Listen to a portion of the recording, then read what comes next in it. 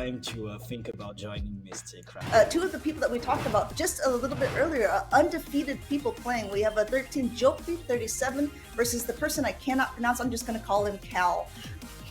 Kaletnik, yeah, and very interesting team on Carl's side. I'm going to call him Cal as well, just like you, Lundi. We do see the first Shadow Swampert, actually. We do see the first Frostlass, and we do see a Boss Roll as well. So a pretty, let's say, off the meta piece there. I'm really curious to see how he's going to do, because he has been doing so well. So maybe he has read the meta in a way that we haven't yet. Yeah, I really like that. And like you're saying, all these picks that we haven't seen yet. Also the Altaria, which Count Xavius was talking about a little bit earlier. You would think, because there's so many ice types that have been around lately with the rise of, you know, Alolan Sandslash, with all the Shadow Alolan Ninetales, that maybe Altaria would be a bit scared. But we've seen really an uptick of them in a lot of tournaments, I would say, so far, and it looks like it's really working out for Cal so far, being already, you know, sweeping this 4-round tournament so far, already into round number 5. 2 undefeated people playing against each other. And funnily enough, I see some people in the chat saying that this team by Cal was built in 30 seconds. So are you praising him for being a Spice Lord and really for building his team perfectly? And in the end, he just threw some Pokemons together. Still, having the skills to be able to do such a team that is a bit off meta team, and being able to be 4-0 at the stage of the tournament is an amazing performance. Yep, and I want to really bring attention to Gioppy's team, because this is something that we've seen really a lot of since in the Play Pokemon circuit. Human Catcher Bug really did a showcase of it. The Shadow Charizard and Umbreon Core, because together these Pokemon really pair well together. Shadow Charizard, obviously a very frail Pokemon, not being able to take very many charge attacks, so they want to use the shields there. But the Umbreon, on the other hand, is something that can just tank attack after attack, really using that almost as a sponge. And you add Lickitung into the mix here as well. I mean, my goodness, Gioppy has a lot of bulk on that side of his team. Yeah, a lot of bulk, but a bit less bulky than the last one. But let's find out. And we do see a Tapu Fini into a Swampert. So that's a very interesting and very neutral matchup. But I did swap into the Lickitung to get answered by the Medicham from Gioppy. Yeah, this is like you said, it's a decent counter overall, because these counters are going to indeed be doing a lot of damage to the Lickitung. But again, these licks are just going to add away at this Medicham, and being able to switch first and just getting a lick or two ahead of time, even though Gioppy was quite quick, already being able to get a body slam already up to another one. Should he choose to shield this? He doesn't. Will this be enough to knock out last second shield by Cal? Yeah, that's an amazing shield, because it's going to be able to throw that body slam and to just realign the Pokemons. And that's the beauty about this Lickitung. It's that you get super effective counter damage, but you are able to fight back and win the zeros against the Medicham. Yep, being able to tank that and really get the switch back to his favor is good. Now Gioppy taking out this Lickitung with the Surf from the Tapu Fini, but I mean, incoming that Swampert again, this doesn't really have a good answer to it, that the Altaria does not want to be facing it either, with all the moves being resisted. Being able to get up to this Surf, and Shadow Swampert does not want to tank it, but it looks like it might have to. No, going ahead and using both shields up here, getting a ton of energy on that Swampert. Yeah, shielding that shield, and now going for the Hydro Cannon bait, but it's called by Gioppy. Unless he just wants to put everything on the Shadow Charizard that is in the back. And let's see, there is another Hydro coming in and no shield. And indeed, the play for the Gioppy is like you were mentioning, just give 2 shields to the Charizard, and let's see what the Charizard can do. And now the Charizard is trying to build on some energy, and we do see an attempt catch from Kaletnik, but unfortunately the Zard is still hanging on. Yeah, Zard now has a ton of energy, like you're saying, and these Dragon Claws are super effective against the Altaria. Even though Altaria is basically full health, it is now being brought down less than 50%, being able to throw up the Sky Attack to get 1 shield. But I really like the way Gioppy played this. He knew that he could win the charge attack priority against the Swampert, but still chose to wait a turn because he didn't want to get caught. Now being able to still have a Dragon Claw to throw at the Swampert and being able to take out this Altaria is masterful play by Gioppy here. Yeah, amazing energy management on the Charizard here, giving it two shield, showing how powerful this pick is. A great recognition from Cal that predicted that the Zard was in the back and swap out from the lead, despite being it a neutral lead. But in the end, Jopi just got shields down and just gave two shields to the Charizard, and we saw how we see the magic happen with the Charizard just after. So I'm really curious to see how Kaletnik is going to adapt. Amanda, do you think he's going to try to play another Pokemon? How is he going to try to adapt? Yeah, I mean, I tell you what, if I'm a Jilpy, I'm for sure bringing that Charizard no matter what. We already saw that even with the Swampert, it doesn't really have much to fear. Of course, these Blast Burns are going to be doing a lot of damage to basically every Pokemon or the Dragon Claws in return. Blast Burns being able to do, I mean, almost 50% to both Umbreon and Lickitung, which is insane if you think about how bulky these two Pokemon are. I really like also, someone was mentioning in the chat that, this meta is a little bit different because Registeel is banned.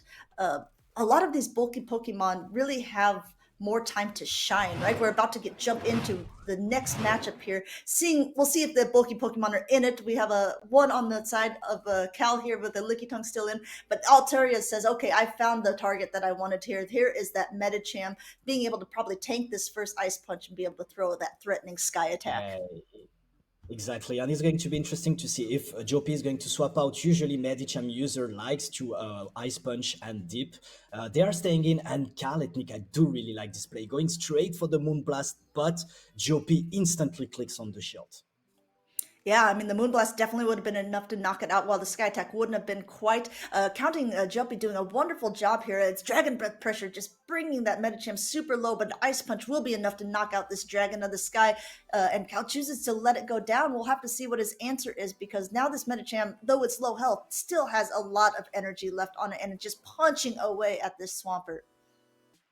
Yeah, and Kaletnik trying to look out to build some early energy on the Swampert. We'll have to throw because those counter obviously they are starting to add up. Opting to just do two mud shots, I think, and now throwing the Hydro Cannon to knock out the Medicham.